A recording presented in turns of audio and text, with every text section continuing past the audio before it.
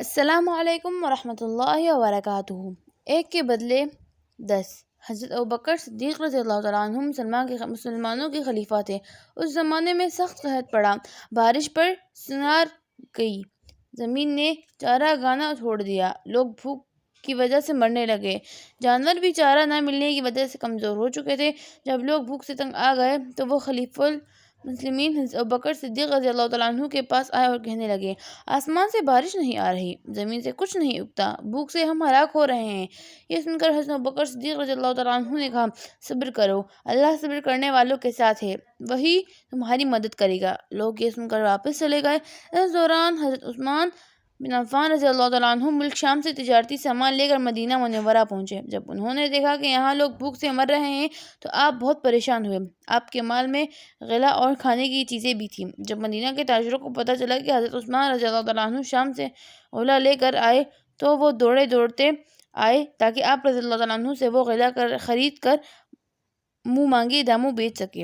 وہ سب تاجر حضرت عثمان رضی اللہ تعالیٰ عنہ کے دروازے پر جمع ہوئے اور دروازے پر دستک دی۔ حضرت عثمان رضی اللہ تعالیٰ عنہ مسکرائے ہوئے گھر سے باہر آئے۔ تاجروں نے انہیں دیکھتے ہوئے کہا، ہم نے سنا ہے آپ رضی اللہ تعالیٰ عنہ شام سے جو تجارت کا سامان لے کر آئے ہیں، اس میں کھانے پینے کا سامان بھی موجود ہے، ہم وہ سامان خریدنا چاہتے ہیں، آپ رضی اللہ تعالیٰ عنہ وہ سامان ہمارے ہاتھ بیچ دیں، آپ رضی اللہ تعالیٰ کی سوچ سے بھی زیادہ منافع دیں گے۔ حضرت عثمان رضی اللہ تعالیٰ عنہ یہ سن کر مسکرانے لگے اور کہا، ٹھیک ہے، اندر آ جاؤ اور جتنا سامان خریدنا چاہتے ہو خرید لو، مگر پہلے اس کی قیمت طے کر لو تاکہ بعد میں جھگڑا نہ ہو۔ تاجروں نے یہ سنا تو بولے، آپ رضی اللہ تعالیٰ عنہ شام کی خریداری کے حساب سے 10 کے برابر لے لیں۔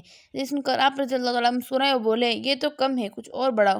اب تاجروں نے کہا، چلیں 10 کے 14 لے لیں۔ حضرت عثمان رضی اللہ تعالیٰ عنہ نے کہا، کچھ اور بڑھاؤ۔ تاجر بولے، 10 کے 15 لے لیں۔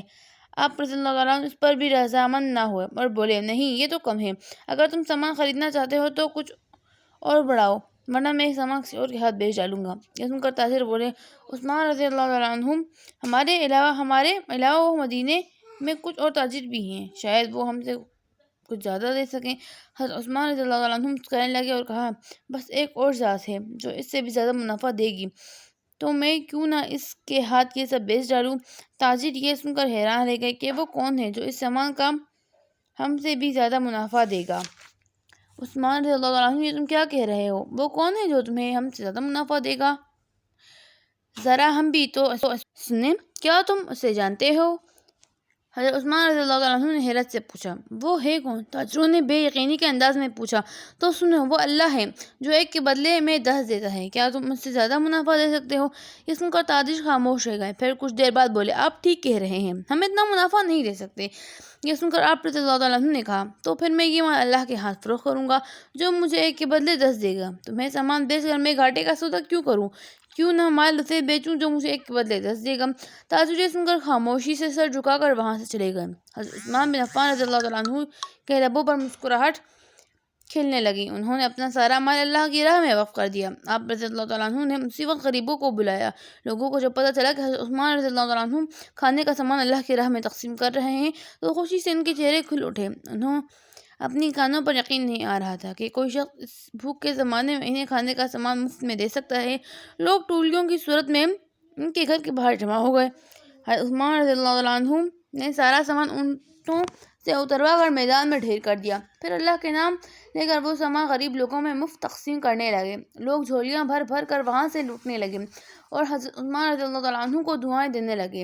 حضرت عثمان رضی اللہ تعالیٰ عنہ لوگوں میں کھانے کا سامان تقسیم کر کے بہت خوش تھے۔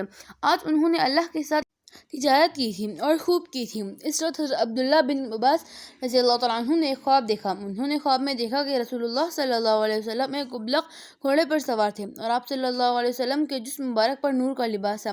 آپ صلی اللہ علیہ وسلم میں معلوم ہو رہے تھے۔